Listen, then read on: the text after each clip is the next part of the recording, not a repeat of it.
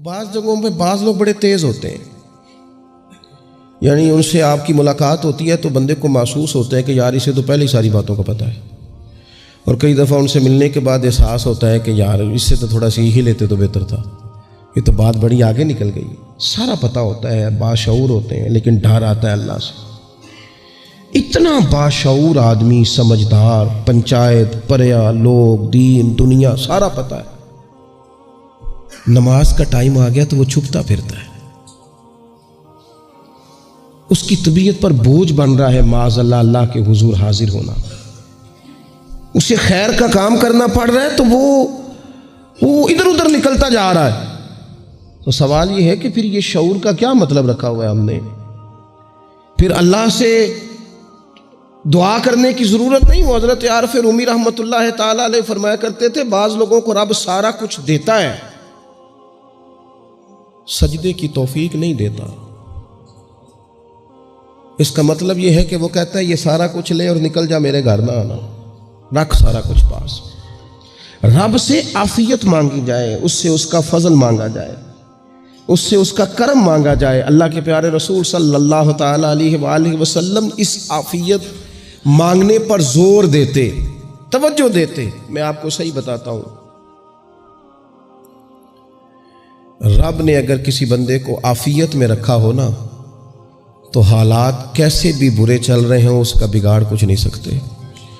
اور اللہ تعالیٰ معاف کرے 100 دفعہ خاکم بدہن، اگر کسی وقت اس کے کرم کی نگاہ پھر جائے تو پھر سارے اسباب سمیت بھی انسان اپنے پیروں پہ کھڑا نہیں رہ سکتا۔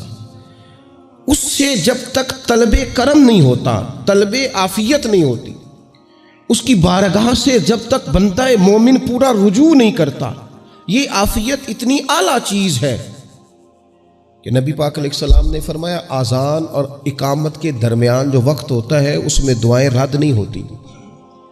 دعا مانگا کرو گے تمہاری اللہ اپنے فضل سے قبول کر لے گا۔ عرض کی یا رسول اللہ کیا مانگے؟ تو فرمایا عافیت مانگو رب سے۔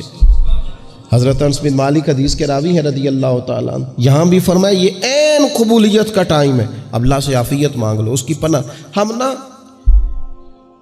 ہم دعاؤں میں بھی محدود ہو جاتے ہیں۔ رب دا طالب کوئی نہ ملیا، جو ملیا طالب زردہ ہو۔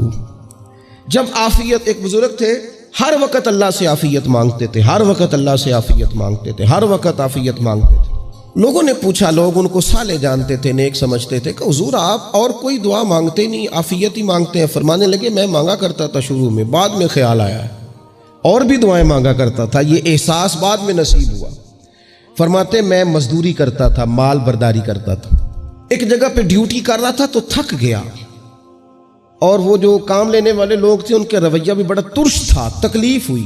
تو میں نے اپنے مالک کی بارگاہ میں عرض کی، مالک اگر 2 روٹی بغیر مجھے مشقت کے مل جائے دن میں تو تیری بارگاہ تو بڑی کریم ہے۔ کہتے ہیں میں نے یہ دعا مانگ لی، ذرا میں تھوڑا آگے بڑھا تو 2 بندے آپس میں لڑ رہے تھے، میں ان کی صلح کرانے کے لیے، انہیں بچانے کے لیے آگے بڑھا، تو میں جس کو چھڑا رہا تھا دوسرے نے میرے اوپر ضرب لگا دی، میرا بھی سر پھٹ گیا۔ تھوڑی دیر کے بعد وہاں پولیس آ گئی، وہ تینوں کو لڑنے والا سمجھ کے اٹھا کے لے گئے، مجھے جیل ہو گئی۔ 2 روٹیاں بغیر مشقت کے روز ملنی شروع ہو گئی۔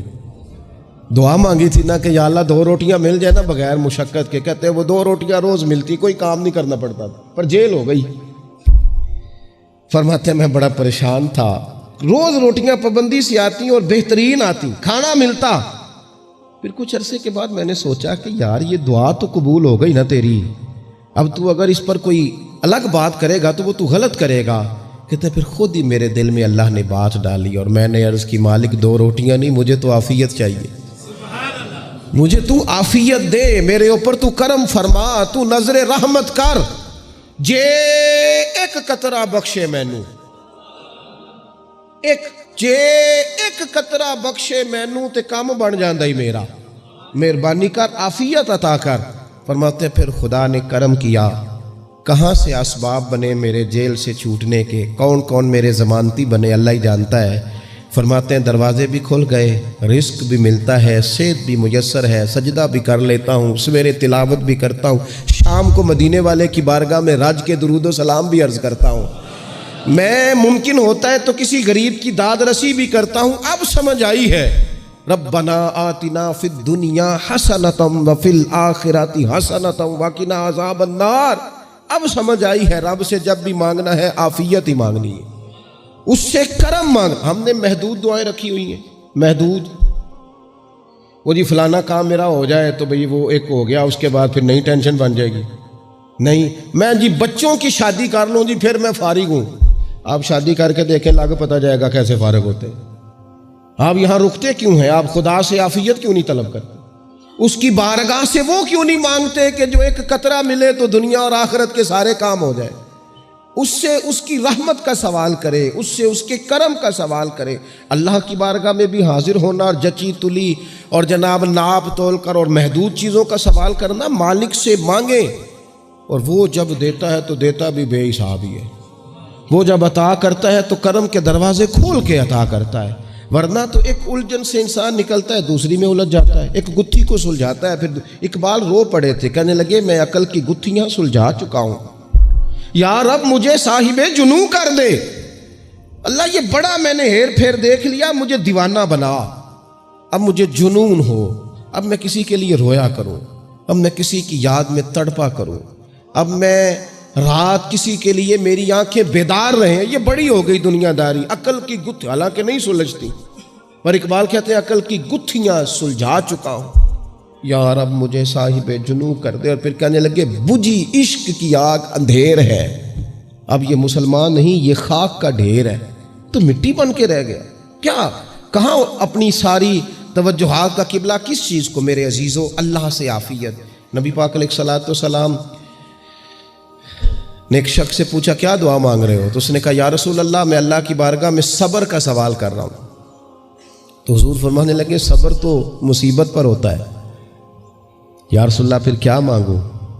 آپ ان جملوں اور لفظوں کی گہرائی کو سمجھیں. صبر کے لیے تو پہلے مصیبت آئے گی, پھر صبر آئے گا. تو یا رسول اللہ کیا مانگوں؟ فرمایا تو رب سے عافیت مانگ. مانا کیا ہے؟ مصیبت آئے کیوں؟ اللہ تجھے اپنی حفاظت کے حصار میں لے لے.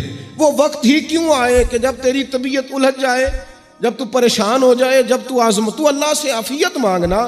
جب تو عافیت مانگے گا تو اگر کبھی مشکل آئے گی بھی نا, تو خدا پھر اپنے فضل سے مشکل سے نکلنے میں رستہ بھی بڑی جلدی عطا فرمائے گا اور تیرے اوپر فضل فرمائے گا. اگر عافیت, ہارون رشید نا اپنے محل کی چھت پہ ٹہل رہا تھا, سب سے اوپر والے چوارے پر, نیچے سے حضرت بہلول دانا گزر رہے تھے, اوپر اس کے ساتھ سپاہی بھی تھے, گن مین بھی تھے. اس نے کہا یہ بابا تو ذرا اوپر اٹھاؤ. انہوں نے ایک ڈولی, ایک ٹوکری سمجھ لیں, اس کو رسیاں باندھ کے نیچے پھینکا. نیچے جو سپاہی تھے ان کو کہا کہ یہ بابا جی کو پکڑ کے اس میں بٹھاؤ. انہوں نے جبرن تھاما بابا جی کو, اس میں ڈالا, اوپر والوں نے کھینچ لیا. 2-3 منٹ لگے. ہارون رشید کے سامنے حضرت بہلول دانا پہنچ گئے تو تھوڑے ناراض بھی ہوئے کہ یہ کوئی طریقہ تو نہیں نہ بلانے کا. ملاقات ہوئی تو کہا کیوں بلایا؟ کہنے لگا ایک مسئلہ پوچھنا تھا. فرمانے لگے بادشاہ ہے نا, تیرے مسئلے پوچھنے کا بھی اپنا ہی انداز ہے, پوچھ مسئلہ. کہنے لگا بابا پوچھنا تھا کہ آپ اللہ تک کیسے پہنچے؟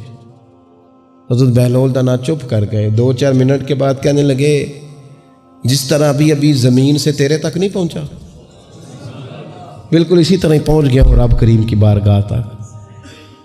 اور وہ بھی جو اس نے کرم فرمایا ہے, ورنہ میں تو نہیں سمجھتا کہ میں پہنچ گیا, وہ بھی اگر تیری خوش گمانی ہے.